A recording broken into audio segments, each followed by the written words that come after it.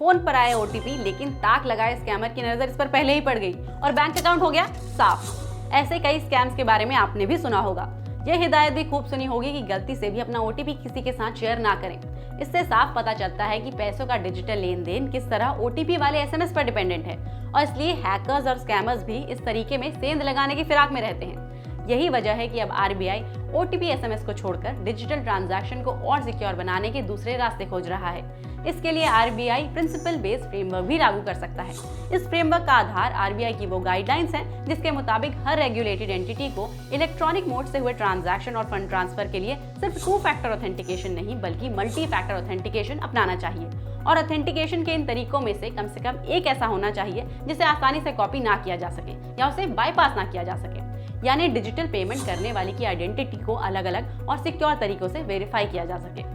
हाँ, फिलहाल इसका ये मतलब नहीं है कि ओटीपी एसएमएस ऑथेंटिकेशन का तरीका ही नहीं रहेगा, बल्कि आरबीआई चाहता है कि लोगों के पास सिर्फ ओटीपी के जरिए ही पेमेंट वेरीफाई करने का विकल्प ना हो, बल्कि उनके पास कई सारे ऑप्शंस हो।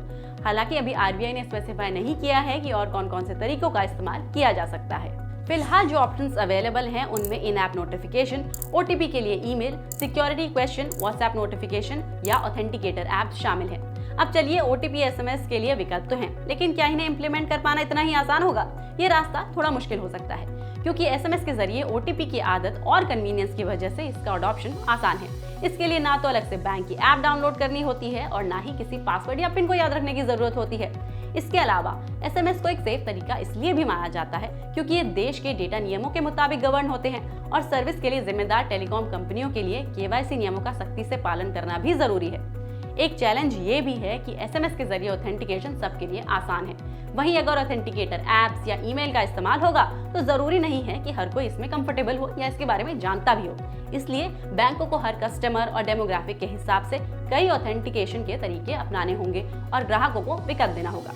तो ये तो सिर्फ फ्रेमवर्क की खामियां हुई, लेकिन इसके कई फायदे भी हैं। सबसे बड़ा फायदा तो यही है कि ट्रांजैक्शन और सिक्योर बनेंगे, क्योंकि वेरिफिकेशन के लिए ओटीपी एसएमएस का तरीका इतना कॉमन है कि अब इससे खिलवाड़ करना आसान होता जा रहा है। जैसे जैसे डिजिटल पेमेंट्स का आंकड़ा बढ़ रहा है, फ्रॉड्स भी उसी स्पीड से बढ़ रहे हैं। एसएमएस का विकल्प आने से बैंकिंग कंपनियों का खर्च भी घटेगा, क्योंकि बढ़ते डिजिटल ट्रांजैक्शन की वजह से ओटीपी एसएमएस की संख्या भी बढ़ती है और इसके स्टोरेज के लिए स्पेस का खर्च भी।